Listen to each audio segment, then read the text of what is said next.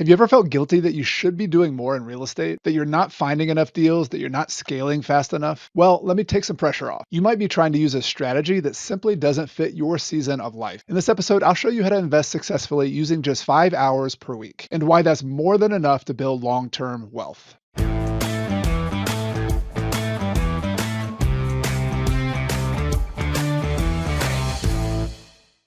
If we haven't met yet, my name is Chad Carson. You can also call me Coach Carson. And on this channel, I teach you how to use real estate investing to achieve financial freedom so you can spend your time doing more of what matters. All right, let's talk about what's actually going on here. I've coached hundreds of real estate investors behind the scenes, and many of them think they're struggling because they're not motivated enough, or they're not smart enough, or maybe the market is too competitive. But what I found is that many of them struggle because they've picked a strategy that doesn't actually fit into the amount of time they have. And this is way more common than you think. A lot of the strategies you hear about, like the BRRRR strategy, Airbnb, marketing and buying properties directly from sellers, those are great strategies, but these aren't very part-time strategies. These are like 10, 20, maybe 40-hour a week strategies in order to be successful. But most real life investors, they've got 5 hours per week, maybe 10 on a good week. And it's because they're working full time. They have families. Maybe they're helping their aging parents. And they're just trying to fit real estate into the cracks of their schedule. And so what happens? You start trying to fit a full-time strategy into a part-time life, and you start to feel overwhelmed. Deals slip through your fingers, you feel behind, analysis paralysis kicks in, and that guilty feeling that you should be doing more starts to creep in. But here's the thing, it's not you, it's the strategy. Most advice you see online is built for 20-hour investors, and most people are 5-hour investors. Once you see that, everything starts to make a lot more sense. And that's why I like using something called the time first strategy framework. The whole idea starts with one simple question. How many hours per week can you realistically commit to real estate in this season of your life? Not the number of hours you wish you had, not the number of hours someone else has, the number that actually fits your life right now. Because once you know that number, the right strategy becomes obvious. Inside this framework, I break investors down into 3 simple groups: 5-hour, 10-hour, and 20-hour per week investors. Let me walk you through it. Now, I said there were 3 categories, but there's actually a 4th category that I want to start with, that is those people who have less than 5 hours per week to contribute to real estate investing. Now, this might be sacrilegious for a real estate podcaster and YouTuber to say, but real estate investing is not for everyone. It does require a little bit of time.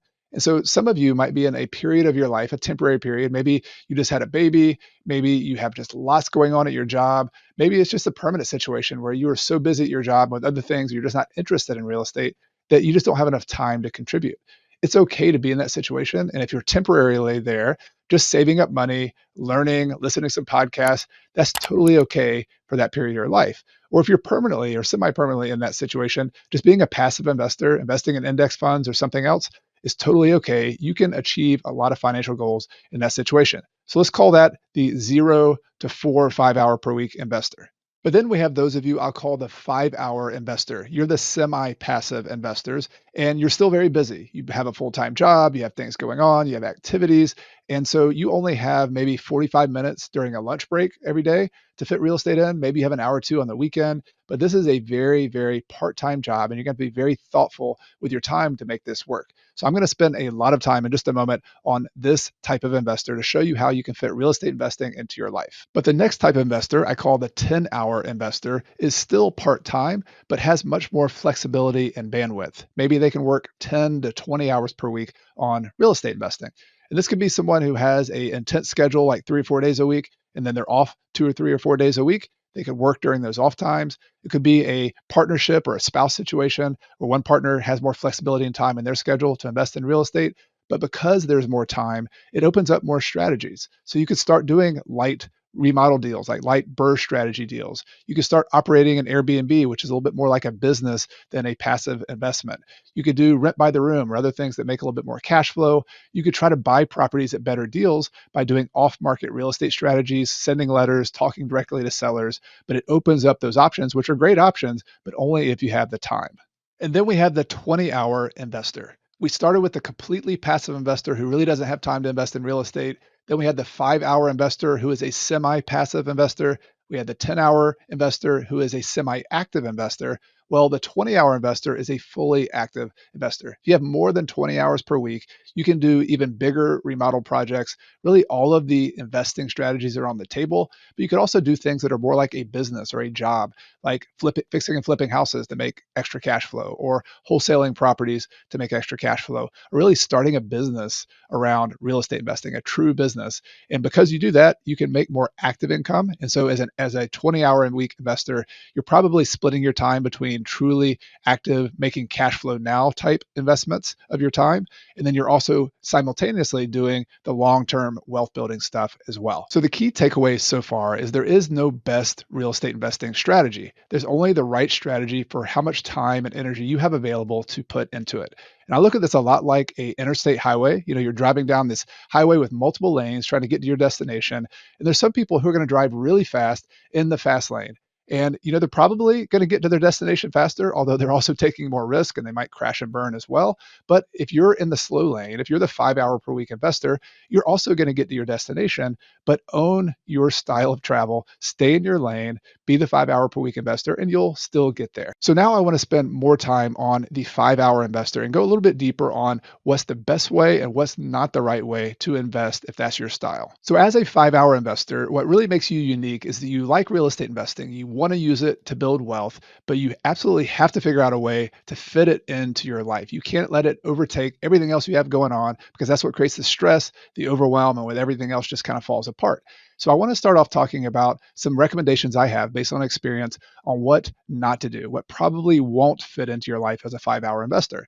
And it starts off with major fixer-uppers. And this falls under the category, if you might have heard of the BRRRR strategy, which stands for buy, remodel, rent, refinance, repeat. This is a great strategy. It's a way to buy properties below their full value, get them rented out, use your cash maybe for a down payment or for all the money, and then you refinance it to pull your cash all back out. Great strategy because you can recycle your cash, but I have seen a lot of disasters with people who only have a little bit of time. They're doing this long distance maybe, and they try to manage these fixer-upper projects and all the moving parts of having multiple types of financing, and it doesn't go well. Either they're over budget, they have to pay extra contractors because the first one didn't work out. The point is, it's really hard to be a project manager, to be a financing manager, to get all that to come together. I would wait until you have a little bit more bandwidth to take on a BRRRR strategy. Similar to that, fix and flip is another business. It's very similar to the BRRRR strategy, but it also involves project management, managing the remodel, selling the property, just a little bit more of a business than actually you have time to do in 5 hours. Wholesaling is another one you might have heard about, where it's basically a marketing business where you're going out and negotiating and sending direct mail and trying to buy properties off market and get them at a really good price. It's really not a 5 hour per week business. It's a marketing business that you need more time, more effort, more energy to put into it. And then I would also add on the don't list is any of the niche rental strategies that make more cash flow, but they're more like a business. And this includes Airbnb, this includes rent by the room or co-living. These are all awesome strategies, but they take more time to learn the business, to sometimes manage the people who are inside because there's more turnover. And so I think you need more time to really do that well. I'm sure there's exceptions to that rule, but as a general rule, wait till you or someone who's a partner with you or a spouse has more time to concentrate on those strategies. But now let's talk about the strategies that do make a lot of sense for 5 hour investors. And for me, that starts with house hacking. House hacking is the strategy where you live in the property and then rent out another part of your property. This could be a duplex where you live in one side and rent the other side out. This could be some people live in a single family house and they rent out to roommates. It could be live in a fourplex or you have an ADU behind your house. The point is you have to live somewhere. And so you can live in a property, you kind of get your feet wet with being a real estate investor. That's a great 5 hour per week strategy. I also recommend something called the boring rental strategy. And what this really means is you're buying nicer properties in nicer neighborhoods, like B neighborhoods and growing areas where the population is growing and where people want to live.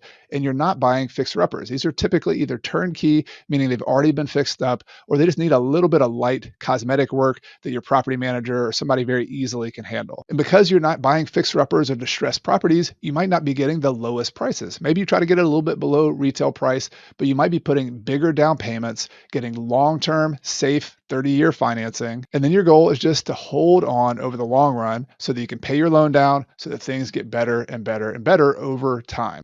And related to that strategy, I often find 5 hour investors find those deals with help from other people. So either a real estate agent who brings them deals, or maybe you get on a list of other investors, wholesalers, deal finders, people who can bring you deals. But the point is, if you're going to leverage your time, you got to leverage other people helping you find deals. And then usually once you own that rental property, you're hiring somebody else to help you out, at least to do the leasing, but maybe to do the full property management for you. There's definitely exceptions to that. And I've seen 5-hour investors who do self-manage the properties. But if you're really busy, consider spending your time finding the deals and getting them ready, and then letting somebody else do a lot of that day-to-day management of the property. So really the common theme of all my recommendations there is that as a 5-hour investor, you're playing to your strengths and you're compensating for your weaknesses. And one of your weaknesses is you don't have enough time and energy like other investors do to do all those different strategies. And so you just got to keep it simple. You can't go do crazy complex strategies. But on the other side of things, you also have some strengths. You are working a full-time job, which hopefully means you have a lot more savings capacity. You can save up bigger down payments.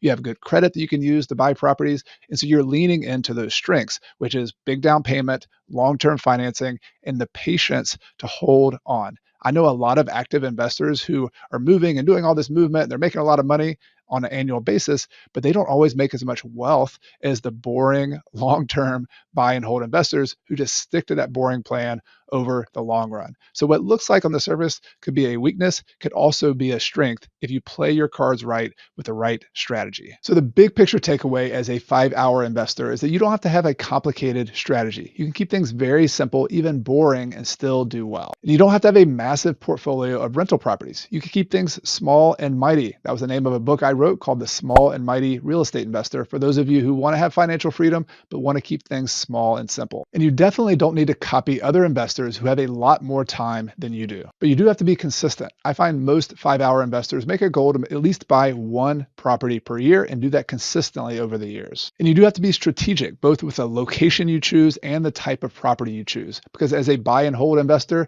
the better locations and the better properties tend to go up in value. The rents tend to go up over time and make your life a lot easier as a result. And then you have to focus on investing in a low risk way, which typically means putting more money down and getting long-term fixed financing so that you can hold that property through whatever storms and ups and downs may come in the real estate market. And if you do all that, you can build a lot of wealth as a 5-hour investor, because real estate tends to reward patience and discipline and good decisions. And also remember that being a 5-hour investor isn't a forever thing. As your skills grow, as your portfolio grows, as your season of life changes and you happen to have more time, you can definitely evolve into a 10-hour or a 20-hour investor and take on different kinds of projects.